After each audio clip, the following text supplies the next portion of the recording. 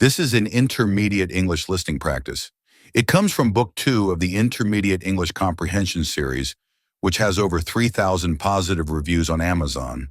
Listen carefully and use the subtitles to improve your vocabulary and comprehension. Helen Keller was an American author, political activist, and lecturer.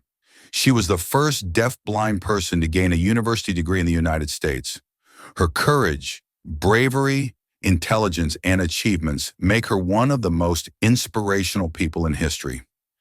This amazing woman was born on the 27th of June, 1880 in the town of Tuscumbia in Alabama. Helen was born with normal sight and hearing. However, when she was 1.5 years old, she contracted a serious illness, possibly scarlet fever or meningitis, which left her both deaf and blind. Helen's parents were devastated, but her mother refused to give up hope. In 1886, she asked her husband to take 6-year-old Helen to see a specialist doctor in Baltimore. After seeing the doctor, the family got in touch with the Perkins Institute for the Blind, and in 1887, the institute sent a former pupil, called Anne Sullivan, to the Kellers' home.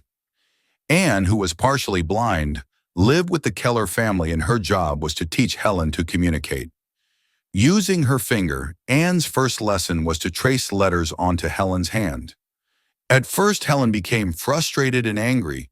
However, the breakthrough came when Anne poured cool water over Helen's hand and spelled W-A-T-E-R onto her hand. From this moment on, Helen made wonderful progress.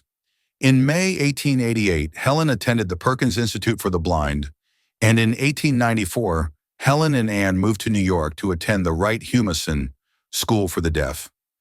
8 years later, Anne and Helen relocated to Massachusetts so that Helen could study at the Cambridge School for Young Ladies. When she was 24, Helen was awarded a degree from Radcliffe College. She was the first deaf-blind person in America to obtain a university degree. A long and loving friendship developed between Anne and Helen, and when Anne married in 1905, Helen moved to New York to live with the newlyweds. At the same time, Anne's health was deteriorating, and a young Scottish girl called Polly Thompson came to work at the house. Sadly, Anne died in 1936 after falling into a coma. Helen was at her side and held her hand when she passed away. Polly Thompson was now Helen's secretary, companion, and friend. The two women traveled the world together, raising money for the deaf and blind. Tragedy struck once more in 1957, when Polly had a stroke. She never recovered fully from her stroke and died in 1960. A nurse had been brought in to care for Polly in 1957. Her name was Winnie Kerbali, and she stayed at the house after Polly's death. Winnie was Keller's companion for the rest of her life. Helen achieved many amazing things in her life. For example, she was a world-famous speaker and wrote 12 books, her most famous being her autobiographies, The Story of My Life and the World I Live In. In her lifetime, Helen visited over 40 countries and met many American presidents. She worked hard to raise money for people with disabilities and numerous other causes.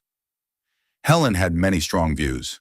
She was a suffragist, a radical socialist, a pacifist, and a supporter of birth control. In 1915, she helped start the Helen Keller International Organization.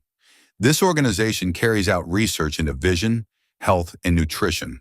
Furthermore, she helped to found the American Civil Liberties Union. Helen's life is a wonderful example of someone who never gave up and who, despite great challenges, achieved many incredible things. If you'd like the full text with comprehension questions and vocabulary explanations, Book 2 is available on Amazon. The link is in the video description below.